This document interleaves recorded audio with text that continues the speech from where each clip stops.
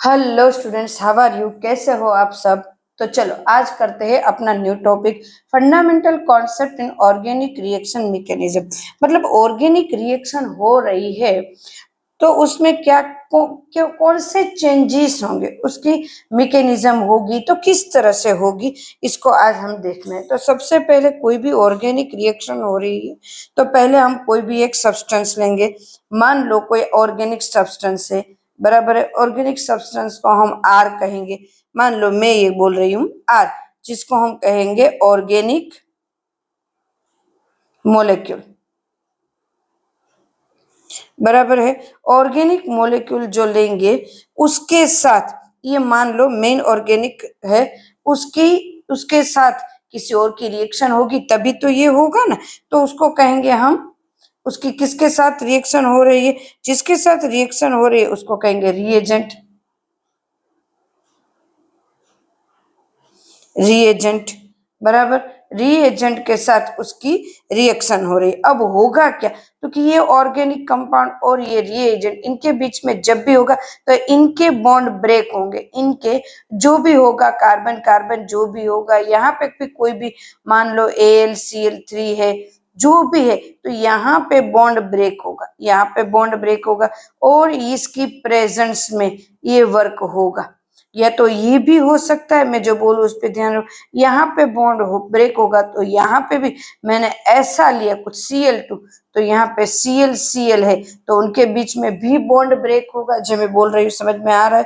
मान लो यहाँ पे मैंने लिया CH3 CH, बराबर, CH3 ये लिया।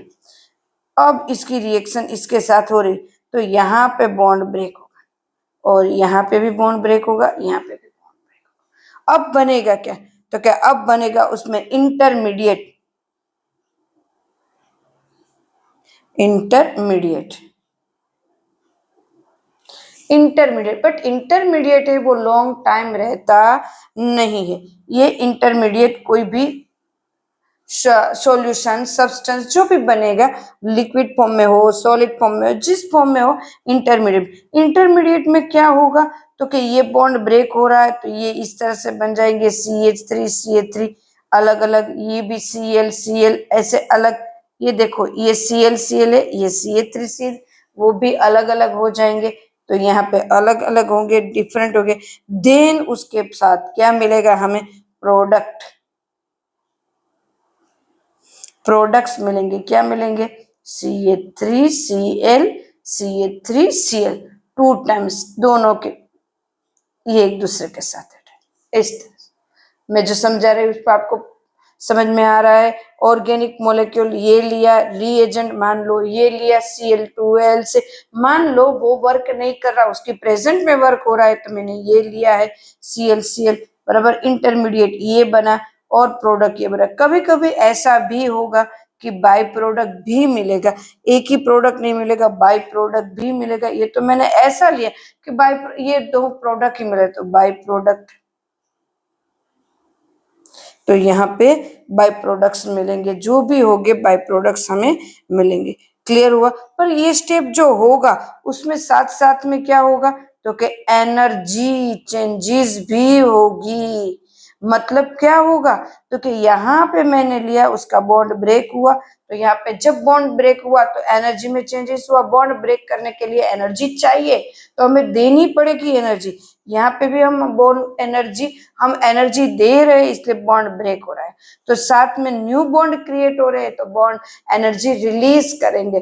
तो एनर्जी रिलीज और एनर्जी हमने दी, उसमें जो भी चेंज होगा डेल्टा ई, बराबर। एनर्जी मतलब ई लिख रही हूँ, वैसे तो डेल्टा एच होता है, डेल्टा एच हमने 5th चैप्टर कर लिया। उसमें जो भी चेंजेस होगा वो लास्ट में हमें पता चलेगा कि ये प्लस हो रहा है या माइनस हो रहा है। मतलब ये पूरी रिएक्शन हो रही है, उस रिएक्शन में हमें एनर्जी देनी पड़ रही है या एनर्जी हमें मिल रही है लास्ट में। तो ये जो ट्रांसफर होगा, बराबर। ये जो पूरी की पूरी काइनेटिक एनर्जी में चेंजेस होगा, ये जो भी पोटेंशियल एनर्जी थी पहले, फिर बॉन्ड ब्रेक हुआ, एनर्जी चेंजेस हुए तो काइनेटिक एनर्जी में चेंजेस हुआ ना, लास्ट में एनर्जी में चेंजेस हुआ तो काइनेटिक एनर्जी में जो भी चेंजेस हुआ, बराबर है, तो उसको हम कहेंगे एनर्जी चेंजेस। उसको हम मतलब डेल्टा ई, डेल्टा एच सबसे बेस्ट एनर्जी था इसलिए ई लिखा। तो ये इस तरह से बनेगा। अब देखो कोई कोई रिएक्शन में क्या होगा, तो ये पूरा का, मैंने तो इन शॉर्ट में मैकेनिज्म है, कोई कोई में तो मैकेनिज्म पूरा का पूरा आएगा। मैकेनिज्म कि मतलब किस तरह से इलेक्ट्रॉन ट्रांसफर हो रहे, किस तरह से होगा, ये पूरा का पूरा मैकेनिज्म आएगा। किस तरह से चेंजेस हो, मैंने भी यहाँ वैसे तो हमारा पूरा ही हमने देख लिया, बॉन्ड ब्रेक हुआ, न्यू बॉन्ड क्रिएट हुआ, ऑलमोस्ट हमने पूरा ही देख लिया। तो इस तरह से रिएक्शन हो रही है पूरा का पूरा। बॉन्ड ब्रेक करना मतलब क्लेवेज ऑफ बॉन्ड, बराबर, CO बॉन्ड जो भी है, यहाँ पे मैंने कार्बन कार्बन बॉन्ड को ब्रेक करा है, कोई CO बॉन्ड होगा, कोई CH बॉन्ड ब्रेक होगा, जिस तरह से हम रिएक्शन करेंगे उस तरह से बॉन्ड ब्रेक होगा। उस तरह से यहाँ पे भी नहीं, न्यू बॉन्ड, यहाँ पे भी बॉन्ड ब्रेक होगा और न्यू बॉन्ड बनेंगे। जो भी हमने कंपाउंड लिया होगा, जो भी रिएजेंट लिया होगा, जो मेन कंपाउंड है ऑर्गेनिक, जिस कार्बन में चेंजेस हो रहा है उसको हम बोलेंगे मेन रिएक्टेंट। उसको क्या बोलेंगे हम?